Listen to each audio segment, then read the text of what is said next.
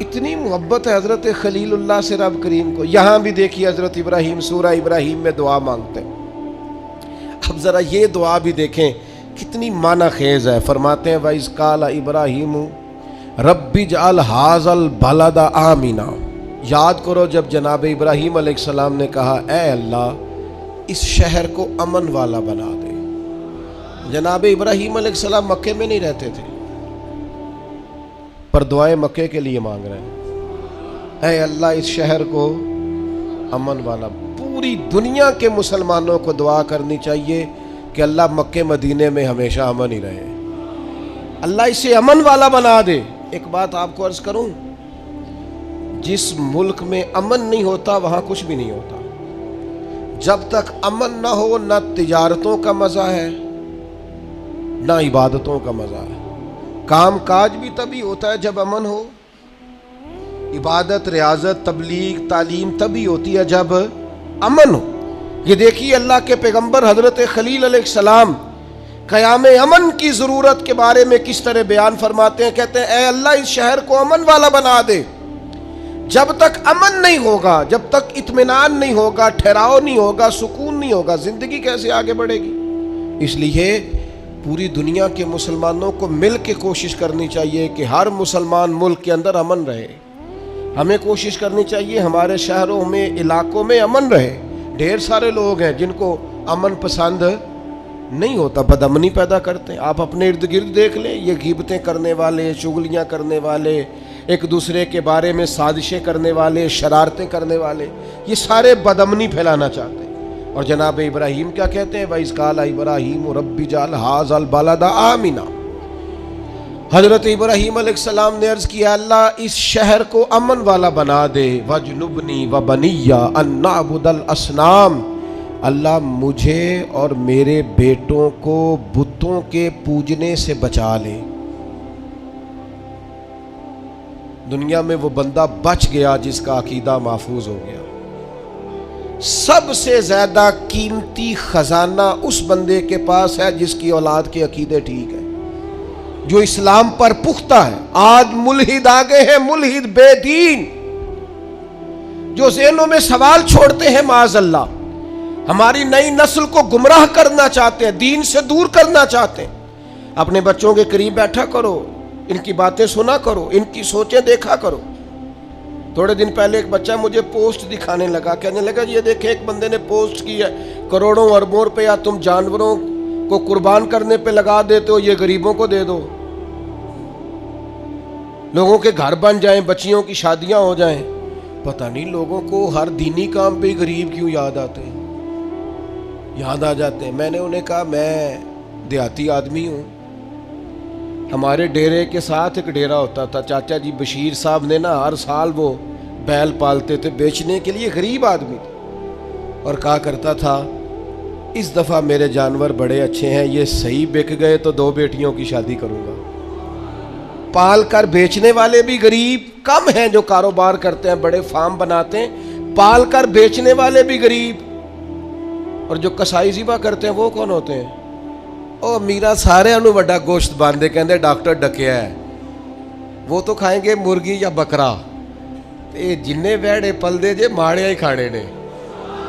اس لیے یہ جو روغن خیال ہے نا, کہتے ہیں قربانی نہ کرو غریبوں کو دے دو, ان کو فکر نہ کرو, یہ غریبہ ہی کھاڑی ہے ساری.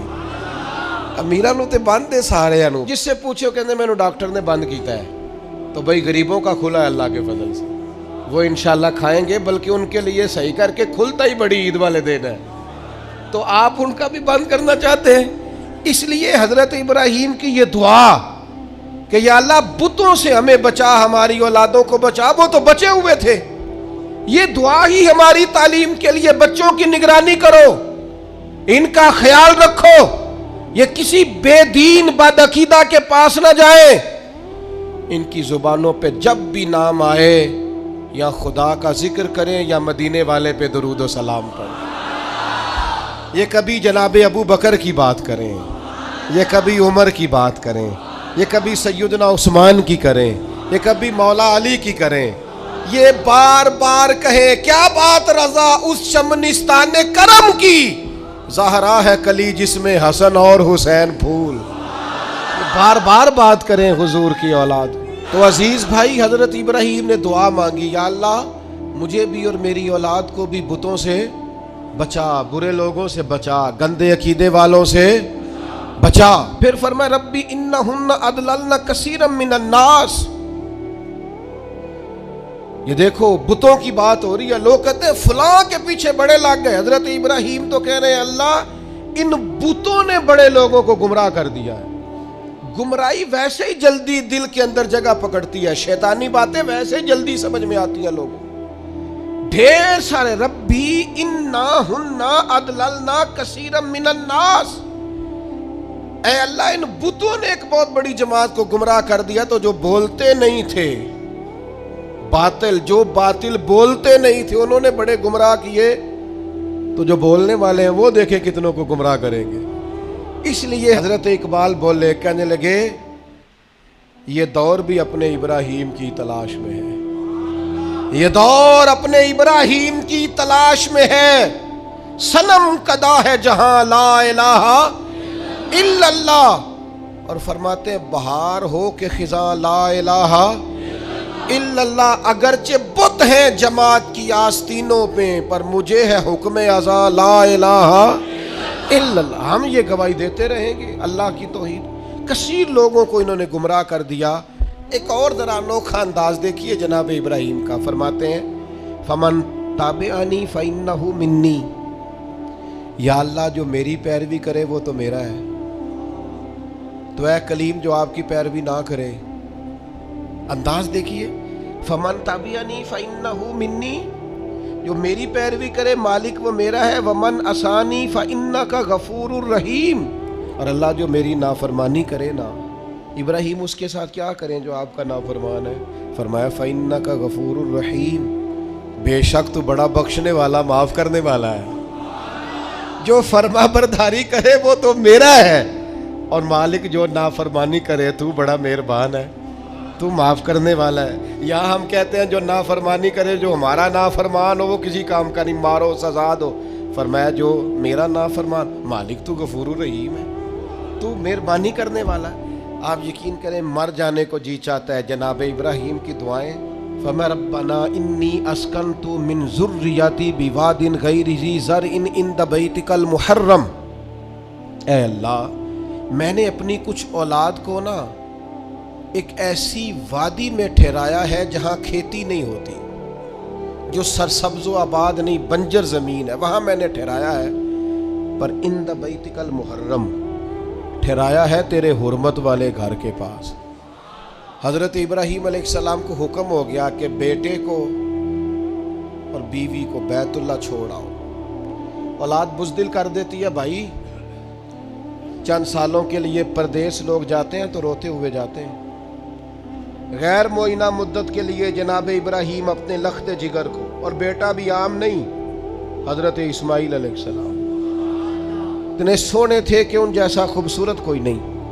جناب حاجرہ کو اور بیٹے کو تھوڑی سی کھجوریں دے کے, مشکیزہ پانی کا دے کے بیت اللہ کے پاس بِوَادٍ غَيْرِ ذِي زَرْعٍ, قرآن کہتا ہے ایسی وادی جہاں کھیتی نہیں ہوتی, بنجر جگہ, چھوڑا جناب ابراہیم نے.